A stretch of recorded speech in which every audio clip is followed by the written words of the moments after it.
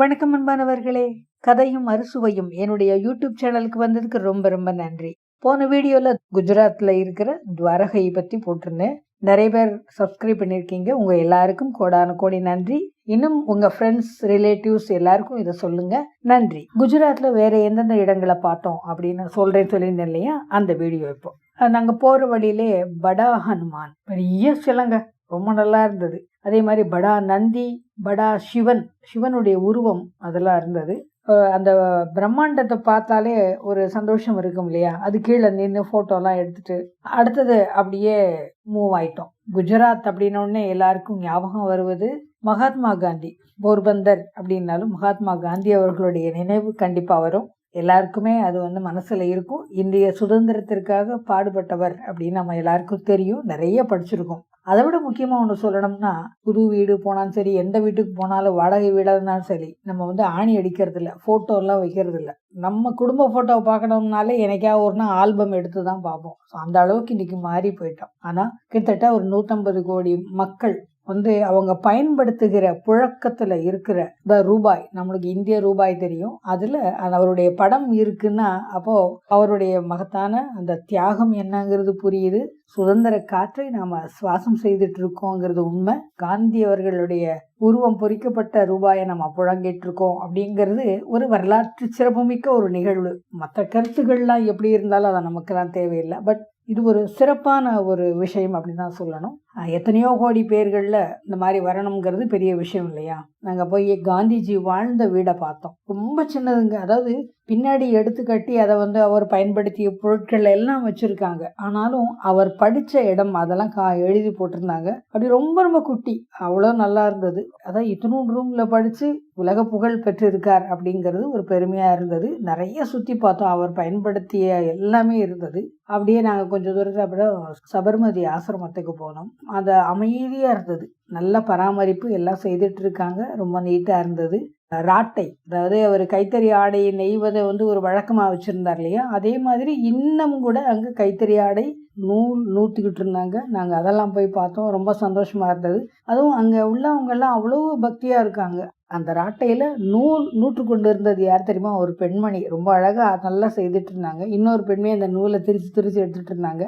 பார்க்கவே ரொம்ப சந்தோஷமா இருந்தது. இது தவிர வெளிநாட்டவர்கள் எல்லாமே காந்திய சிந்தனைகள் குறித்து நிறைய அங்க படிக்கிறாங்க. அதுவும் நல்லா இருந்தது. ஒரு சுதந்திர உணர்வோட அந்த ஆசிரமத்தெல்லாம் பார்த்துட்டு வந்தோம். அவர் பயன்படுத்திய எல்லாமே அங்க இருந்தது. கடைசியில குண்டடிப்பட்டு சிதைந்த ஆடைகள் கூட அங்க இருந்தது, அதையும் பார்த்தோம். அது கொஞ்சம் வருத்தமா இருந்தது. அப்புறம் காந்தியுடைய அந்த நினைவோடையே அதுக்கப்புறம் அங்கிருந்து வெளியில வந்தோம். ஒரு 1.5 hour அங்க இருந்தோம். நல்லா இருந்தது பார்க்கவே. அதற்கப்புறம் அப்படியே பிரயாணம் செய்து பால ஹனுமான் அப்படிங்கிற ஒரு கோவிலுக்கு போனோம். இங்க குழந்தையாக பாவிக்கிறாங்க. எந்நேரமும் பிரசாதம் மாறி மாறி கொடுத்துட்டே இருக்காங்க. சாக்லேட், பிஸ்கட் எல்லாம் நிறைய வருது.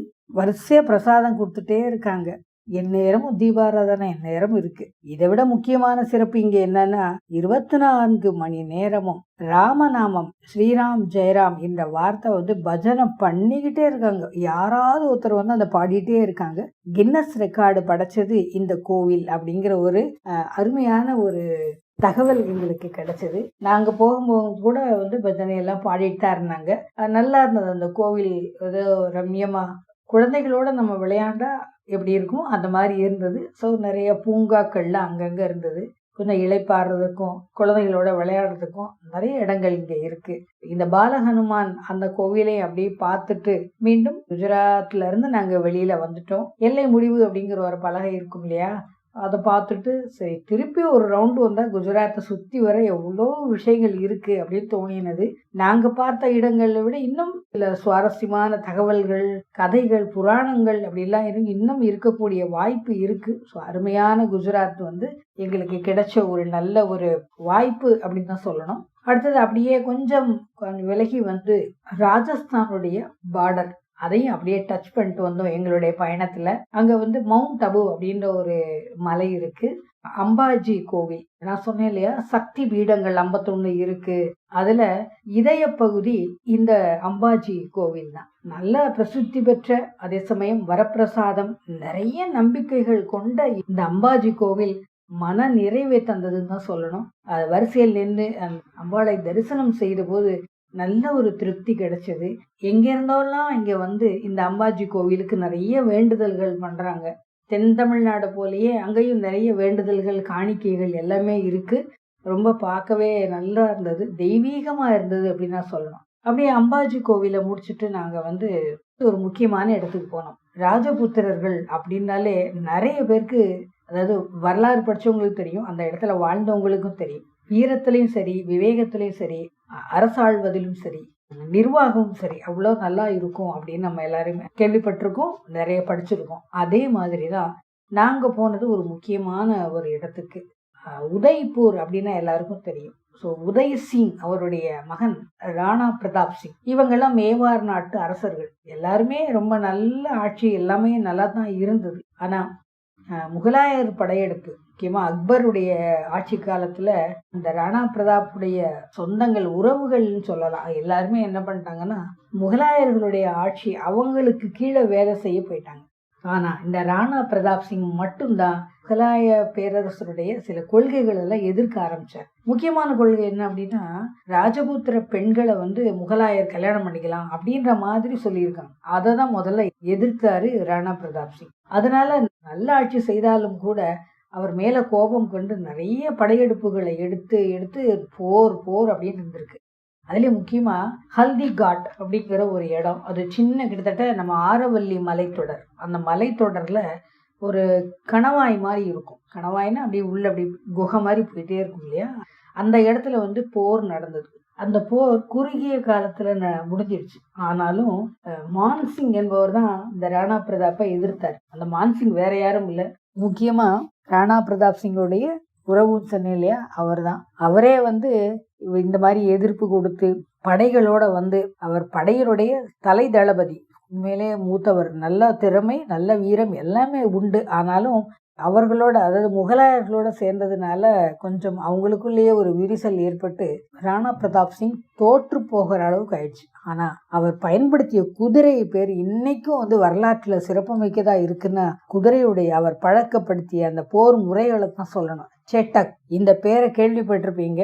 2 வீலருக்கு பேர் அந்த மாதிரி இருக்கு. ஏன்னா அவ்வளோ ஒரு வேகத்துல அது இருக்கும் அப்படின்றவருக்காக அந்த இது மாதிரி வச்சிருக்காங்க. உண்மையிலே வேகமும் நல்ல போர் திறமை, போர்ல எதிரிகளை தோற்கடிப்பதற்கேற்ற மாதிரியான பழக்கங்களை வந்து அவர் பழக்கியிருக்காரு. உண்மையிலே இந்த ஹாலிகாட் போர்ல நடந்தது என்னன்னா, அந்த சேட்டக் குதிரை தன்னுடைய முன்னங்கால்களை எடுத்து எதிரிய, அதாவது மான்சிங்குடைய, அவர் யானை மேல உட்கார்ந்துருந்தாராம், அந்த யானையோட கண்களை பார்த்து அந்த 2 காலையும் வந்து வச்சிருக்கு இந்த குதிரை, அவ்வளோ ஃபோர்ஸா வச்சிருக்கான். ஸோ அப்போ என்ன ஒரு இது இருக்கணும், தைரியம், அதாவது அது அந்த முறைகள் எல்லாமே நல்லா இருந்தது.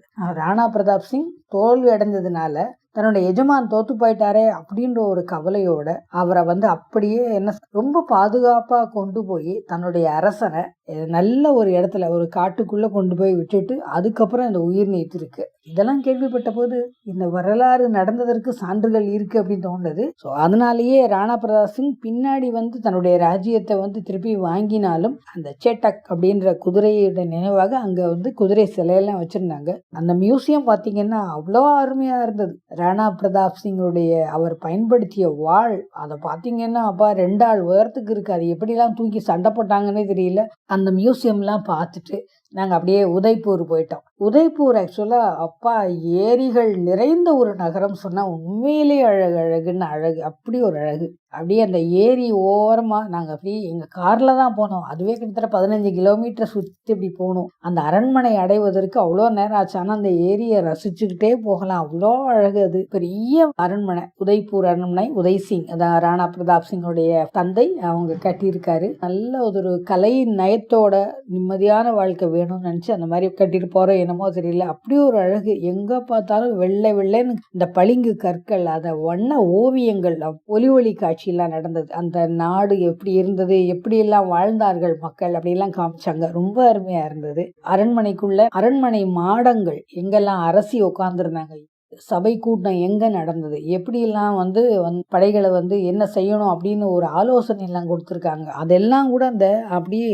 அழகழகா அந்த கட்டிடங்களா இருந்தது. அது எல்லாமே மார்பிள், அதுவும் பளிங்கு கற்கள், அதெல்லாம் பார்க்கும் போதே அருமையா இருந்தது. நிஜமாவே ஒவ்வொரு இடமும் ஒவ்வொரு ரசனையோடு எடுத்து கட்டியிருக்காங்கன்னு சொல்லணும். அவ்வளோ நல்லா இருந்தது. ஓய்வெடுக்கும் அறை முதற்கொண்டு சூப்பரா இருந்தது. அந்த உதய்பூர் அரண்மனை ஃபுல்லு சுத்தி பார்த்தோம். பொழுதுபோக்கு அம்சங்கள் ரொம்ப இல்லை, மிதமான பொழுதுபோக்கு அம்சங்கள்னால அந்த அரண்மனை இன்னும் ரொம்ப அழகா பாதுகாக்கப்பட்டு வருதுன்னு சொல்லணும். உதய்பூர் அரண்மனை விட்டு வெளியே வந்தோம். உதய்பூர் ஏரிக்கு நடுவுலயே ஒரு அரண்மனை இருக்குங்க, ஜல்மஹால். அதுக்கு படகு மூலம் தான் போகணும். பட் நாங்க போன அன்னைக்கு படகு சர்வீஸ் இல்லை, அதனால போக முடியல. பட் நாங்க தூரத்துல இருந்து பார்க்கும் போதே அருமையா இருந்தது. அந்த விளக்கெல்லாம் போட்டு ரொம்ப அருமையா அந்த தண்ணியில அது பிரதிபலிக்கிற அந்த விஷயங்கள் எல்லாமே அருமையா இருந்தது. ஒரு மியூசியம் எல்லாம் பார்த்துட்டு அங்கேயே நம்ம இந்த ராஜஸ்தானி மாதிரி எல்லாம் கூட நம்ம உடை உடுத்திக்கலாம். அது போட்டோலாம் எடுத்து கொடுக்குறாங்க. அந்த இதுவும் நாங்களும் செய்தோம்.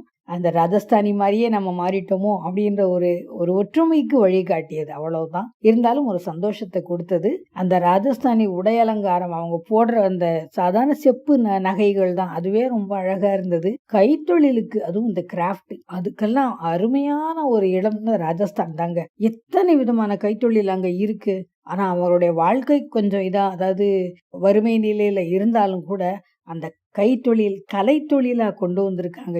ராஜஸ்தானுடைய கைவினை பொருட்கள் எல்லா இடத்துக்கும் போயிட்டு இருக்கு. ஆனா அதோடைய நுட்பமான அந்த கலை வண்ணம், கைவண்ணம், உண்மையிலே நம்ம அவங்களுக்கு மதிப்பு கொடுத்து பாராட்டு தரணும். ஒவ்வொன்றுலயும் ஒவ்வொரு கலைநயம். சின்ன சின்ன கிராமங்கள் கூட அவ்வளோ அழகா எல்லாமே செய்யறாங்க. தக்கையிலெல்லாம் கூட அவ்வளோ அழகா இருந்தது. கை வேலைப்பாடுகள், ஹேண்ட்பேக், பேக், இதெல்லாம் அவ்வளோ அருமையா இருந்தது. அந்த எல்லாம் நாங்களும் வாங்கினோம். ஸோ அந்த கைவினை கலைஞர்களுக்கு ஒரு சன்மானமாக அமைந்ததுன்னு தான் சொல்லணும். ராஜஸ்தான் நாங்கள் போனது வெறும் பார்டர் தான். இன்னும் உள்ள நிறைய விஷயங்கள் இருக்கு. அப்புறம் இன்னொரு இடத்துக்கு போனோம். அதாவது பளிங்கு கற்களாலேயே செய்யப்பட்டிருந்தது. வெளியில பார்த்தா சாதாரணமா ஒரு வீடு மாதிரி இருந்தது. உள்ள அருமையான கோவில். ஏன்னா ஒரு காலத்துல அந்த படையெடுப்புக்கு தெரியாம இருக்கணுங்கிறதுக்காக அந்த மாதிரி கட்டியிருந்தாங்களாம். பளிங்கு கற்களுடைய அந்த கலை நுணுக்கம் பார்த்தீங்கன்னா அவ்வளோ அழகா இருந்தது. நிஜமாவே நாங்க பார்த்து ரசிச்சோம். அது கிட்டத்தட்ட வெளியில பார்த்தா வெறும் சுண்ணாம்பு கல்ல வச்சு போட்ட மாதிரி இருந்தது. அது கொஞ்சம் வித்தியாசமாக நாங்க உணர்ந்தோம். ஸோ படையெடுப்புக்காக ஒரு காலத்துல எப்படி இருந்தது அப்படியே அது போயிட்டு இருக்குன்னு. ஸோ நல்ல தரிசனம். சைரோன் சஃபாரி பார்க்குன்னு ஒரு இடத்துக்கு போனோம். அங்க நிறைய அப்படியே விலங்குகள், பறவைகள் அப்படி எல்லாம் பார்த்துட்டு ஒரு சின்ன விசிட்டர் அதை முடிச்சுட்டு அருமையான ராஜஸ்தானுடைய பயணத்தையும் இந்த குஜராத் பயணத்தோட இணைச்சு நாங்க பண்ணோம். இதுக்கப்புறம் நாங்க அவங்கவங்க ஊருக்கு திரும்ப ஆரம்பிச்சிட்டோம். இருந்தாலும் இனிமையான நினைவுகளை கொடுத்தது அப்படின்னு தான் சொல்லணும் இந்த பயணம். இந்த இனிமையான நினைவுகளோட அடுத்த வீடியோல அடுத்தது எந்த ஊருக்கு போனோம், எங்கெல்லாம் போனோம் அப்படிங்கிற அனுபவத்தை நான் உங்களோட பகிர்ந்துக்கிறேன். அதுவரை நன்றி, நன்றி, நன்றி.